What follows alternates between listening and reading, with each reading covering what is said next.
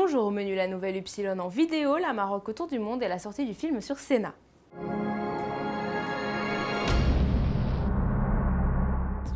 Mais on commence ce JT par les derniers rebondissements en matière de sécurité routière. Le gouvernement semblait hier lâcher du lest avec une suspension de l'enlèvement des panneaux, mais il n'en est rien. Après confirmation du ministère, les panneaux de radar ont vocation à disparaître, seules les modalités changent. Chaque préfet doit réunir une commission départementale qui examinera le cas pour chaque radar et décidera quand le panneau disparaîtra et s'il sera remplacé ou non par un radar pédagogique. Une commission parlementaire va aussi être créée sur la sécurité routière. Les fabricants d'avertisseurs de radar en tête des revendications depuis le 11 mai seront reçus vendredi par Claude Guéant. Nous, ce qu'on attend, c'est d'exprimer quand même notre volonté que ce projet de loi soit retiré. Ce qu'on souhaite, c'est expliquer quel est notre métier effectivement et demander à faire partie de la commission parlementaire qui vient d'être créée.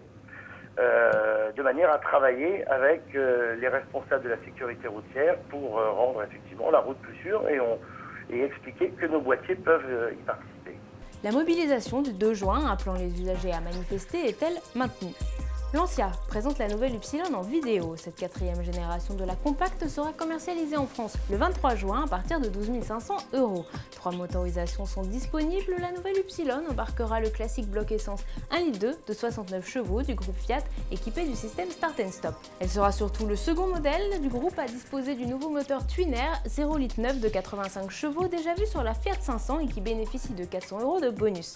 Enfin, Lancia offre aussi un bloc multijet de 95 chevaux équipé aussi du Start & Stop. De série avec la finition d'entrée de gamme Silver, la nouvelle Upsilon offre l'ESP ou l'autoradio CD MP3. Si vous voulez accéder à la climatisation, il faudra compter 1 600 € supplémentaires avec la finition Gold.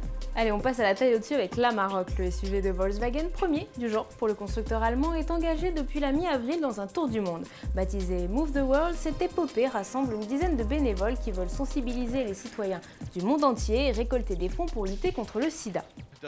Le plus dur dans cette aventure, c'est de tout mettre en place. Les journées n'ont que 24 heures et quand on doit conduire plus de 18 heures par jour, il ne reste que 6 heures pour manger, dormir, c'est compliqué de tout coordonner.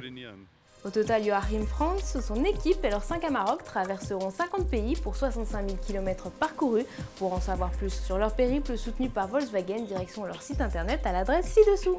C'est aujourd'hui que sort en salle le film documentaire Sénat, réalisé par Asif Kapadia. Pendant 1h44 est retracée la vie du triple champion du monde, mais marcher sur les traces du Brésilien s'avère compliqué. Seules 4 salles projettent le film en France, une à Paris, une au Mans et 2 sur la Côte d'Azur à Nice et Monaco.